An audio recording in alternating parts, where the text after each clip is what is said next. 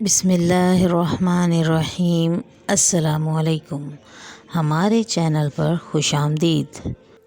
بعض اوقات آنکھوں کا دیکھا اور کانوں کا سنا بھی غلط ثابت ہو جاتا ہے، اور سمجھداری اسی میں ہوتی ہے کہ آپ پہلے اچھی طرح چھان بین کر لیں یا صبر سے سارا معاملہ جان لیں۔ یہ نہیں کہ نام نہاد غیرت کا پرچم بلند کر کے اگلے بندے کو بنا صفائی کا موقع دیے ذلیل کر کے رکھ دو، اور جب حقیقت سامنے آئے تو بغیرتی کی انتہا کرتے ہوئے کہہ دو کہ معذرت کے ساتھ غلط فہمی ہو گئی ہے۔ افسوس، ہم مرد تو یہی راستہ اختیار کرتے ہیں اور عورت سے امید رکھتے ہیں کہ وہ معاف بھی کر دے۔ اگر یہی غلطی عورت کرے تو ہم اپنی طاقت کا استعمال کرتے ہوئے لمحہ ظاہر کیے بنا دو لفظ بول کر چلتا کرتے ہیں۔ میرا بھی بالکل ایسے ہی معاملہ سے واسطہ پڑا تو میں جو ہر وقت اپنے اعلیٰ ظرفی ہونے کے دعوے کرتا تھا، موقع پڑا تو ظرف کی انتہائی پستی پر میں نے خود کو پایا۔ دراصل ہوا کچھ یوں کہ میں ایک پرائیویٹ فرم میں اچھی جاب کرتا تھا۔ گھر پر میں اور میرے والدین ہی ہوتے تھے، بہن بھائی میرا کوئی نہیں تھا۔ گھر کے حالات بہت اچھے ہو گئے تھے، مگر میری تعلیم کے لیے والد صاحب نے دن رات محنت کی اور ایک فیکٹری میں 18 گھنٹے کام کیا، جس کا نتیجہ یہ ہوا کہ وہ بہت کمزور اور بیمار پڑ گئے۔ خدا کا خاص کرم تھا کہ میں نے والدین کی محنت اور امیدوں پر پانی نہیں پھیرا تھا، بلکہ انتھک محنت کی اور تھوڑی سی خود غرضی بھی دکھا دی کہ آخری 2-3 سال تک تو میں نے دن رات بس پڑھائی پر صرف کر دیے تھے، نہ کوئی گھر کا کام کیا اور نہ ہی اپنی تعلیم کے اخراجات کے لیے کوئی ہاتھ پیر چلائے۔ اور اس کا نتیجہ یہ ہوا کہ تعلیم مکمل کرتے ہی ایک فرم میں جاب مل گئی تھی۔ میں نے مزید 1 ماہ تک صبر کیا اور اس کے بعد والد کو گھر بٹھا لیا تھا، کیونکہ اپنے گھر کے تمام اخراجات اٹھانے کے قابل ہو چکا تھا۔ والد مان تو نہیں رہے تھے، مگر میرے پرزور اصرار پر انہیں مانتے ہی بنی۔ اب میں اپنے والدین کے آرام اور خوراک کا خاص خیال رکھنے لگا تھا۔ چند ماہ بعد امی کو میری شادی کی فکر ستانے لگی، مگر میں نے صاف منع کر دیا اور کم سے کم 2 سال تک اس نئے جھمیلے میں پڑنے کا نہیں سوچا تھا۔ میں تھوڑی سی سیونگ کر رہا تھا اور اس رفتار سے میں شادی کے اخراجات اتنی جلدی برابر نہیں کر سکتا تھا۔ مگر 1.5 سال کے بعد امی نے زبردستی دور کے رشتہ دار فیملی میں میری نسبت طے کر ہی دی۔ میں نے بہت کوشش کی تھی، مگر امی کو باز نہیں رکھ پایا تھا۔ ایسا نہیں تھا کہ مجھ پر کوئی زور زبردستی کی جا رہی تھی، بلکہ میں نے خود امی کو اپنی سوچ بتا دی تھی کہ مجھے کسی قسم کی لڑکی بیوی کے طور پر چاہیے تھی، اور پھر ان کو پورا اختیار بھی دے دیا تھا، مگر میں جلدی شادی کرنے کے حق میں نہیں تھا۔ خیر، اب تو رشتہ طے ہو چکا تھا اور شادی کی تیاری کرنا تھی۔ امی نے خود بھی خرچے کی مد میں ملنے والی رقم سے بچا بچا کر کچھ جمع کر لیا تھا، مگر اس سے پہلے کہ میں سارا پیسہ شادی کے اخراجات پر اڑا دیتا، مجھ پر اللہ کی آزمائش آن پڑی۔ کمپنی کی طرف مجھ پر 15 لاکھ روپے غبن کا الزام لگا اور میری جاب بھی ختم ہو گئی تھی۔ مجھ پر رقم واپسی کا کیس بھی ہو گیا تھا۔ میں بہت رنجیدہ تھا اور اپنے پاس پڑی رقم کے ساتھ امی سے بھی سب کچھ لے کر بمشکل 10 لاکھ جمع کر پایا تھا۔ اب میں پریشان ہو گیا تھا کہ 5 سال کہاں سے لاؤں گا؟ بینک سے لون بھی بے روزگاروں کو نہیں ملتا، حالانکہ حکومت کا فرض ہوتا ہے کہ جو اپنے بہتر مستقبل کے لیے کچھ مدد مانگتا ہے اور کچھ کرنا چاہتا ہے، اس کو ایک موقع ضرور دینا چاہیے۔ مگر 1-2 جاننے والوں سے ادھار مانگ کر میں نے جیسے تیسے 15 لاکھ جمع کیا اور آخر پیشی پر مطمئن سا ہو کر جا پہنچا تھا کہ چاہے میں مقروض بھی ہو چکا تھا اور بے روزگار بھی ہو گیا تھا، مگر کم سے کم عدالت میں شرمندہ ہونے سے بچ گیا تھا۔ وہاں پہنچا تو دیکھا کہ وہاں تو معاملہ ہی الٹ ہو چکا تھا۔ میری گواہی دینے کے لیے ایک کولیگ عدالت پہنچ چکا تھا اور اس کے مطابق یہ سب کچھ 3 بار پہلے بھی ہو چکا تھا۔ کمپنی اونر کا اپنا بیٹا اکاؤنٹ سے رقم نکال لیتا تھا اور کیشیئر ہونے کے ناطے الزام بے قصور ملازم پر لگ جاتا تھا، مگر وہ مجبور تھا کہ اس کو دھمکایا جاتا تھا کہ اگر اس نے گواہی دینے کی کوشش کی تو اس کے گھر والوں کو ہی ختم کر دیا جائے گا۔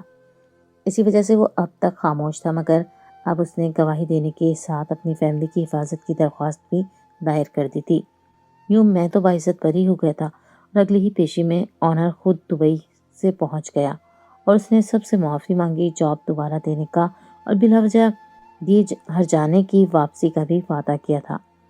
2 سابقہ ملازم تو اس بات پر بخوشی راضی ہو گئے تھے کہ بلا وجہ اتنی بڑی رقم جو لی گئی تھی وہ بھی واپس مل جائے اور جاب بھی بحال ہو جائے، مگر ایک اور ملازم بیرون ملک جا چکا تھا۔ اس نے بھی صرف پیسے واپس لیے تھے اور میں بھی دوبارہ سے اس جاب کو نہیں کرنا چاہتا تھا، جس میں جب مالک چاہے آپ کو ذلیل کر کے نکال دے اور آپ پلٹ کر کچھ کہنے کے بھی نہ ہوں۔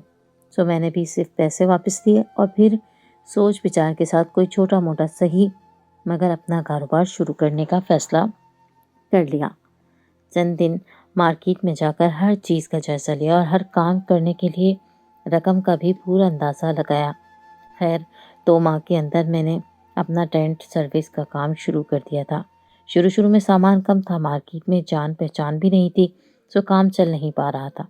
جن سے ادھار لیا تھا وہ بھی رقم واپسی کی بات کر رہے تھے اور سسرال والوں کو بھی شادی کی جلدی ہو گئی تھی اور میں ہر طرف سے خود کو پھنستا ہوا محسوس کر رہا تھا۔ لیکن امی کا کہنا تھا کہ میری بہو کو لے آؤ، اس کے نصیب سے اللہ تمہارے رزق میں برکت عطا فرمائے گا انشاءاللہ۔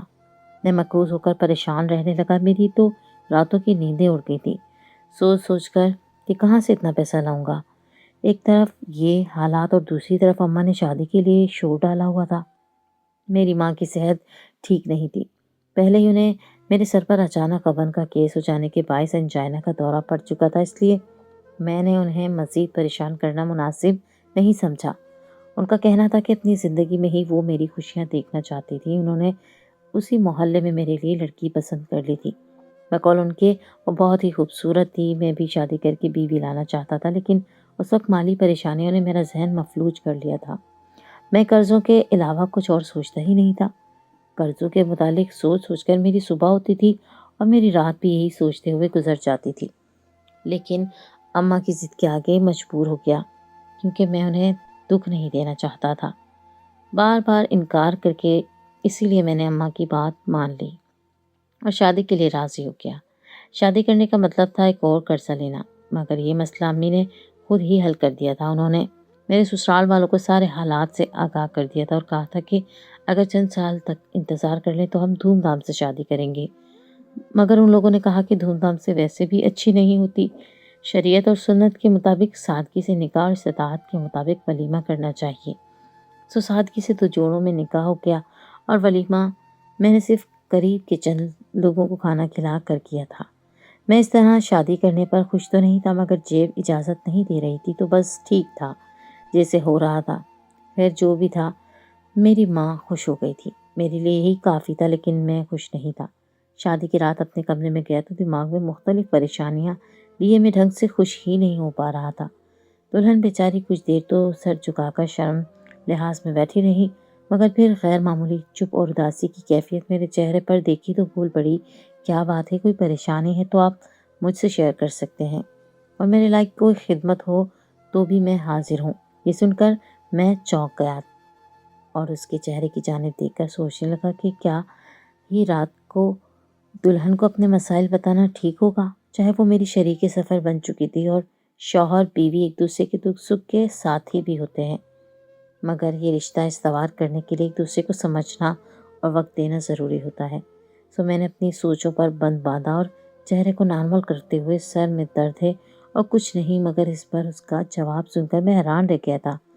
میری تکلیف کو دیکھتے ہوئے یہ کہہ کر اٹھ کھڑی ہوئی تھی کہ آپ آرام کریں، میں آپ کے لیے چائے بنا کر لاؤں اگر آپ کہیں تو۔ میں نے کہا کہ نہیں، چائے کی زحمت مت کرو تم، میں ٹھیک ہو جاؤں گا۔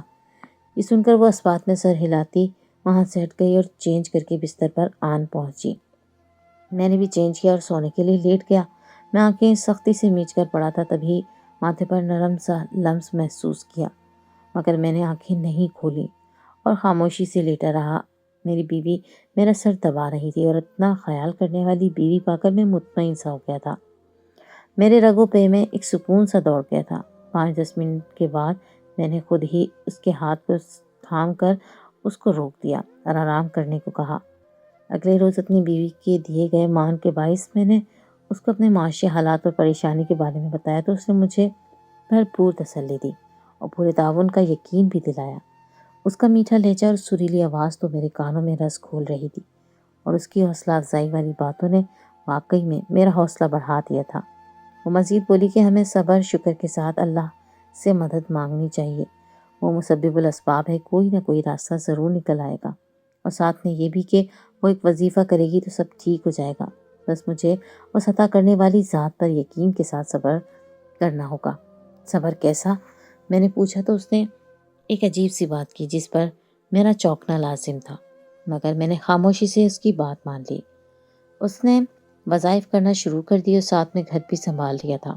میرے والدین کی بھی عزت اور خدمت کرتی تھی۔ گھر کی طرف سے تسلی ہوئی اور دماغ تھوڑا سا پرسکون ہوا تو کام پر بھی زیادہ دھیان دینے لگا تھا۔ 10-15 روز کے بعد مجھے اپنے آفس میں ایک لفافہ پڑا ہوا ملا۔ میں نے کھول کر دیکھا تو حیران رہ گیا کہ اس میں پیسے تھے۔ آفس میں بکنگ کے لیے آنے والے 3 لوگوں سے الگ الگ رابطہ کیا اور ان سے کہا کہ کیا ان کی کوئی چیز گم ہوئی ہے، مگر تینوں نے یہی کہا کہ نہیں، ان کا کچھ گم نہیں ہوا ہے۔ تو میں حیران رہ گیا تھا۔ رات کو گھر جانے سے پہلے میں روز پیپرز وغیرہ سب سمیٹ کر ہی جاتا تھا، اور ایسے میں اگر میری ٹیبل پر دن بھر کی مصروفیت کے باعث ایسا کچھ میری نظر سے اوجھل ہو بھی جاتا تو رات کو تو ضرور دکھ جانا تھا، اور میرے علاوہ میرے آفس میں 2 ورکر تھے، وہ بھی نہیں جاتے تھے، پھر یہ پیسے میرے پاس کہاں سے آئے تھے؟ اسی سوچ میں گم شام کو فارغ ہو کر گھر پہنچا تو وہ لفافہ بھی ساتھ ہی رکھ لیا۔ یوں کام کی جگہ پر رقم چھوڑنا بے وقوفی کی بات تھی۔ خیر رات کے کھانے کے بعد میری بیوی ایمن کچن میں کام سمیٹنے میں مصروف تھی، میں بھی وہیں چلا گیا، اور چند ادھر ادھر کی باتوں کے دوران میں نے جب پیسوں کا ذکر کیا تو وہ بولی، دیکھا میرے وظیفے کے کمال، میں نے تہ دل سے اپنے رب پر یقین رکھتے ہوئے اسی سے مانگا تو اس نے آپ کو نواز دیا۔ یہ سننے میں عجیب سا لگ رہا تھا۔ میں نے کہا کہ ایسا کیسے ہو سکتا ہے؟ اللہ تعالیٰ نے کہا ہے کہ محنت سے کام کرو، تمہارا روزگار میں کھولوں گا، یہ نہیں کہا کہ وظائف کیا کرو، پیسے میں بھیج دیا کروں گا۔ یہ ضرور کسی کسٹمر سے غلطی ہوئی ہے، میرا کام ہی ایسا ہے۔ تو میرے پاس شادی بیاہ کے موقع پر لوگ ٹینٹ اور کیٹرنگ لینے آتے ہیں، تو کوئی بیچارہ اپنے پیسے یہاں میرے آفس میں رکھ کر بھول گیا ہوگا۔ میں کل دوبارہ بات کروں گا اس پر۔ میں نے محسوس کیا تھا کہ میری بیوی کے چہرے کئی رنگ آئے اور کئی گئے تھے۔ وہ بکھلا کر بولی، ایسا مت کریں، آپ پوچھیں گے کہ کس کے پیسے ہیں تو ضرور کوئی نہ کوئی یہ جھوٹ بول دے گا کہ یہ اس کے پیسے ہیں۔ میں حیرت سے اس کی گھبراہٹ کو دیکھ رہا تھا۔ میں نے اسے تسلی دی کہ میں کسی کو واضح طور پر پیسوں کا نہیں بتاتا، بس کوئی سامان گم ہوا ہے یہ نہیں یہ پوچھتا ہوں، اور جس کسی کے پیسے ہوں گے وہ خود بتا دے گا کہ پیسے ہیں اور 10 لاکھ ہیں، یہ بھی بتائے گا۔ یہ سن کر وہ مطمئن ہو گئی تھی اور کہنے لگے، ہاں یہ ٹھیک رہے گا، اگر دیکھ لینا کوئی بھی آپ کو ان پیسوں کا مالک نہیں ملے گا، یہ پیسے میرے وظیفے کی وجہ سے ہی آپ کے پاس آئے ہیں۔ میں نے اس کی بات پر یقین نہ کیا تھا اور اگلے چند روز تک پچھلے مہینے کے تمام کانٹیکٹس پر کال کرتا رہا۔ کچھ نے تو فوری انکار کر دیا کہ ان کا کوئی سامان گم نہیں ہوا، 2-3 نے یہ بھی پوچھنے کی کوشش کی کہ سامان کس نوعیت کا ہے، مگر میں نے صاف کہا کہ اگر آپ کا سامان گم ہوا ہے تو بتائیں، ورنہ رہنے دیں، کیونکہ جس کا سامان ہوگا وہ سامان کی نوعیت سے بھی واقف ہوگا۔ اس پر بیچارے اپنا سا منہ لے کر رہ گئے تھے، مگر واقعی مجھے کوئی بھی پیسوں کا مالک نہ ملا تو مجھے بیوی کی بات پر یقین کرتے ہی بنی، مگر میں اب بھی اس قسم کی مدد پر یقین نہیں کر پا رہا تھا۔ خیر میں نے جن سے رقم ادھار لی تھی ان کو معذرت کے ساتھ ان کی رقم لوٹا دی تھی، اور 1 لاکھ روپے بچا کر باقی کے 4 لاکھ دوبارہ اپنے کاروبار میں صرف کر دیے۔ گھر پر سارا ساز و سامان بھی خرید کر دیا جو اشد ضروری تھا، اور کافی ہلکا پھلکا سا ہو کر پھر سے اپنے کام پر توجہ دینے لگا تھا۔ رفتہ رفتہ کام میں نفع ہونے لگا تھا۔ ویسے تو یہ کام ایسا ہے جس میں آپ کا سامان آپ کے پاس لوٹ آتا ہے اور ساتھ میں اس کا کرایہ بھی ادا کر دیا جاتا ہے، تو اس لحاظ سے بہتری اس طرح سے ہوئی تھی کہ زیادہ ہلونگ مقصد سے سامان لینے کے آنے لگے تھے۔ میں منافع بھی دوبارہ کام میں ڈالنے لگا تھا، مگر پھر 1 ماہ کے بعد ہی ایک روز میں کافی خوش تھا اور جلدی گھر لوٹ آیا تھا۔ میں اپنی خوشی اپنی بیوی سے شیئر کرنا چاہتا تھا۔ گھر پہنچ کر میں نے ہر طرف ایمن کو تلاش کیا، وہ نیچے موجود نہ تھی، تو میں اس کی تلاش میں چھت پر جا پہنچا تھا، مگر چھت پر پہنچتے ہی جو منظر مجھے دیکھنے کو ملا وہ میرے پیروں تلے سے زمین کو نکال کر رکھ گیا تھا۔ سامنے میری بیوی 5 مردوں کے ساتھ گفتگو میں مصروف تھی، اور تو اور ایک مرد کے سینے پر سر رکھتے ہوئے لاڈ سے بولی تھی کہ اب مجھے اور کچھ نہیں چاہیے، آپ نہ ہوتے تو پتہ نہیں میں کیا کرتی۔ آپ کے بغیر میرا گزارا ممکن نہیں ہے۔ اس مرد نے ایمن کے گرد بازو پھیلاتے ہوئے کہا کہ جب بھی مدد چاہیے ہو میں تمہارے ساتھ رہوں گا۔ اس سے زیادہ بےغیرتی مجھ سے نہ دیکھی گئی۔ میں نے دھاڑ کر ایمن کو پکارا تو وہ لوگ یکدم سیدھے ہوئے تھے اور ایمن کا تو رنگ فک ہو چکا تھا۔ وہ کپ کپاتے ہوئے بولی، میری بات سنیں، مگر میری آنکھوں میں خون اترا ہوا تھا۔ میں نے غصے سے کہا کہ مزید کہنے سننے کو کیا باقی رہ گیا ہے، سب کچھ تو ملاحظہ کر چکا ہوں۔ تو وہ بولی، آپ غلط سمجھ رہے ہیں، پہلے میری بات اس کے الفاظ ابھی منہ میں ہی تھے جب میں نے اس کے خوبصورت چہرے پر کھینچ کر تماچا رسید کیا۔ وہ مجھے بے یقینی سے دیکھ رہی تھی، مگر میں نے کہا کہ چلو جاؤ ایمن، اپنے اسی یار کے ساتھ چلی جاؤ، ورنہ میرے ہاتھوں قتل ہو جائے گا تمہارا۔ چلی جاؤ ابھی کے ابھی، اور پھر کبھی لوٹ کر مت آنا، طلاق میں بھجوا دوں گا۔ وہ تو یہ سن کر خش کھا کر گر پڑی تھی اور وہی مرد اس کو سنبھالتے ہوئے بولا تھا، تم پچھتاؤ گے ایک روز، ابھی تو میں یہاں سے جا رہا ہوں۔ اس کے لہجے میں عجیب سا دکھ تھا، مگر میں نے ان کو باہر کا راستہ دکھا دیا۔ میں غصے سے پاگل ہو رہا تھا اور سوچ رہا تھا کہ یہی وجہ تھی کہ اس نے مجھ سے کہا تھا کہ جب تک یہ وظیفہ کرے گی تب تک میں اس کے قریب نہیں آؤں گا، اسے ہاتھ نہیں لگاؤں گا اور کسی قسم کا ازدواجی تعلق اس سے استوار نہیں کروں گا۔ اسی طرح کی سوچوں نے میرا رات تک پیچھا نہ چھوڑا تھا، اور سر درد سے پھٹنے والا ہوا تو میں پین کلر لے کر لمبی تان کر سو گیا۔ اگلے دن میں بھی کام پر نہ گیا اور کمرے میں بند ہو کر پڑا رہا۔ مجھے بار بار اس مرد کا عجیب سا انداز یاد آتا رہا تو میں اٹھ بیٹھا۔ کیا واقعی بات کچھ اور تو نہیں تھی؟ مگر میں نے خود اپنی آنکھوں سے اپنی بیوی کو کسی اور مرد کی باہوں میں دیکھا تھا۔ پھر اس مرد نے کیسے کہہ دیا کہ میں پچھتاؤں گا؟ کیا مجھے ایمن کو صفائی کا موقع نہیں دینا چاہیے تھا؟ وہ میرے والدین کا کتنا خیال رکھ رہی تھی، میرے گھر کو سنبھالے ہوئے تھی اور میرا بھی ہر طرح سے خیال رکھتی تھی۔ تو پھر حقیقت کیا تھی؟ شام کے سائے گہرے ہو رہے تھے، تبھی دروازے پر دستک ہوئی۔ میں نے بے دلی سے دروازہ کھولا تو سامنے ایک شخص کچھ کاغذات لے کر کھڑا تھا، اور میرے پوچھنے پر وہ بولا کہ یہ زمین کے کاغذات تیار ہو گئے ہیں، اب دستخط چاہیے۔ میں نے کہا کہ کس چیز کے کاغذات اور کس کے دستخط؟ تب اس نے کہا کہ اس نے کسی زمین کی رجسٹری میرے ہاتھ میں تھما دی اور بولا، اس گھر کی خاتون ہیں، ان سے کہیں یہ دستخط کر دیں اور اپنے بقیہ پیسے بھی لے لیں۔ میں نے وہ پیپرز کھول کر دیکھے تو وہ ایمن کا نام تھا۔ میں حیران تھا۔ اب میں نے اس بندے سے پوچھا کہ تم نے یہ زمین کب خریدی ہے؟ تو اس نے عین وہی تاریخ بتائی جس تاریخ کو میری ٹیبل پر لفافہ دستیاب ہوا تھا۔ اب میں نے رقم پوچھی جو پہلے ادا کی گئی تھی تو وہ بھی 10 لاکھ ہی تھی۔ میرا دماغ سنسنا اٹھا کہ یہ سب کچھ اتفاق تو نہیں ہو سکتا۔ میں بولنے سے بھی قاصر تھا۔ جو میری خودداری کی خاطر میری مدد بھی چور راستوں سے کر رہی تھی، وہ کیسے بری ہو سکتی ہے؟ وہ بندہ مجھے پکارتا رہ گیا تھا، مگر میں نے مڑ کر نہیں دیکھا تھا۔ اس نے جاتے ہوئے خود میرے ہاتھ میں کوئی کاغذ پکڑا دیا تھا۔ بعد میں اس کاغذ پر درج نمبر دیکھا تو کال ملا دی اور ملنے کے لیے وقت اور جگہ طے کی اور ملنا چاہا۔ اس نے مجھے اپنے گھر بلا لیا۔ میں جب وہاں پہنچا تو وہی مرد وہاں موجود تھا۔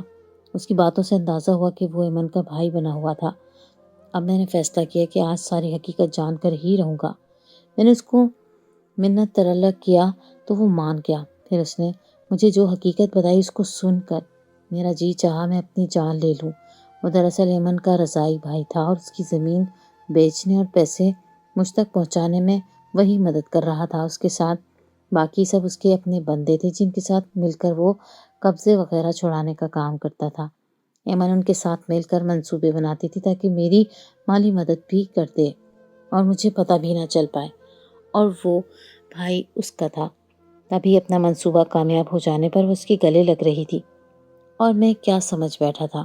یہ ساری سچائی جان لینے کے بعد میں نے ایمن کے گھر جا کر اس کے سامنے ہاتھ جوڑ کر معافی مانگی تھی، مگر ایمن کا مان ٹوٹ چکا تھا۔ وہ مجھ سے رشتہ قائم نہیں رکھنا چاہتی تھی، مگر میں نے ہار نہیں مانی تھی۔ اس کے گھر والوں سے بھی معافی مانگی۔ سب کا کہنا تھا کہ اگر ایمن اپنے ساتھ ہونے والی زیادتی معاف کر دیتی ہے تو ہم بھی ناراض نہیں، اور اگر ایمن نہ منا پائے تو ہم تمہیں کبھی معاف نہیں کریں گے۔ میں نے ہر 2 دن بعد جا کر ایمن سے معافی مانگنا شروع کر دیا تھا۔ امی کو سارا معاملہ بتایا تو अम्मी भी मैं मुझसे नाराज़ हो गईं और ऐमन का साथ देने का ऐलान किया था और उसकी दिलजोई करने को भी गईं। और अब पिछले 1.5 साल से अम्मी भी उससे मिलने जाती रही थी और मैं तो हर दूसरे दिन जाकर माफ़ी मांगता रहा और ये भी कहा कि चाहे वो सारी ज़िंदगी मुझे माफ़ ना कर पाए, मैं फिर भी पीछे नहीं हटूँगा और होना भी यही चाहिए। इतनी वफ़ा शुआर बीवी पर शक किया और फिर उसके उसी भाई के सामने उसका मान तोड़ा था जिसके ज़रिए से वो छुप छुप कर मेरी मदद कर रही थी। खैर, इस तरह दिल की गहराइयों से मांगा जाए तो खुदा भी मिल जाता है। मैंने मन को मना ही लिया था और बड़े मान से दोबारा घर लेकर आया था और फिर कभी उस पर शक करने की गलती ना की। कारोबार में भी खूब बरकत पड़ने लगी थी और मैंने उसे मज़ीद वसी भी कर दिया था। आज हमारी शादी को 10 बरस हो चुके हैं और इस पूरे अरसे में मैंने कभी ऐमन पर नज़र रखना या कुछ पूछना गवारा नहीं किया। हमारे 3 बच्चे भी हैं, हम सब एक खुशहाल ज़िंदगी जी रहे हैं। आज भी कभी सोचता हूँ तो अपनी नालायकी पर दिल खून के आंसू रोता है। साथ में ये खुशी भी है कि पर वक्त और झूठी अनाक को पस से पुश डाल कर मैंने अपनी बीवी को मना ही लिया था, वरना आज जाने में कैसी ज़िंदगी जी रहा होता। मेरे वालिदैन का क्या बनता जिनका ऐमन मुझसे भी ज़्यादा ख्याल रखती थी। बच्चों की तरबियत भी बेहतरीन कर रही है और मेरी ज़िंदगी को भी जन्नत बना कर रख दिया। अल्लाह का शुक्र है कि उस पाक ज़ात ने मुझ पर बड़ी ख़ास करम नवाजी की और मुझे ऐमन जैसी शरीक सफ़र से नवाजा है। और आपसे भी दरख्वास्त है कि अपने इरादों में बाज़ रहना और हर मामले का तहम्मुल से जायज़ा लेना सीखें और इसके बाद कोई फ़ैसला कीजिएगा, क्योंकि हर लड़की ऐमन नहीं होती और ना ही हर मर्द को असलियत का बर वक्त पता चलता है। मामला जितना भी संगीन क्यों ना हो, एक बार तसल्ली से छानबीन कर लेनी चाहिए और मुजरिम को भी एक बार तो अपनी सफाई में बोलने का हक होता है। तो फिर हम मर्द बीवी को ये हक क्यों नहीं देते? ऐसा ना हो कि अपनी अना के हाथों पेरा खो बैठे और फिर सारी ज़िंदगी पछताना पड़ जाए।